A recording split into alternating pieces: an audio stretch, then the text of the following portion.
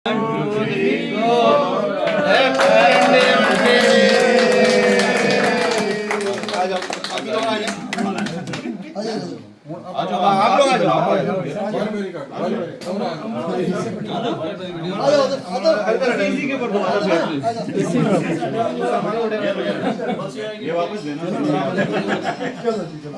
बेटी के लिए because we are not able to get out. चलो जी हैप्पी इंडिपेंडेंस डे भी बोलना है ना। चलो हैप्पी इंडिपेंडेंस डे। जोर किस जाना है? चलो जी केक अब बांटे करते जाओ। चलो आप अपना थैंक यू। नहीं ठहरे गुलाम बंदे गिन लो पहले। इजाज गुलाम इधर आ जाओ ना।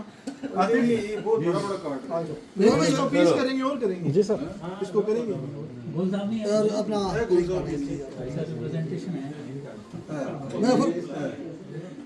मैंने जी ऑफिशियलिटी भेजने वाला किधर इधर टिकटॉक पे लगा दी घंटा और यार हुआ ना बड़ा तेज है बड़े तो ग्रुप में भेज दे तू पिक्चर। ये बहुत मुश्किल है फारूक भाई भी देंगे इतनी अच्छी वीडियो बना। गाड़ी लगा देनी है बड़े भाई। फारूक भाई से दोस्ती हो गई मेरी पूरे गद्दार वद्दार नहीं है। कौन फारूक भाई तो आप गद्दार हो वो हम मीडिया नहीं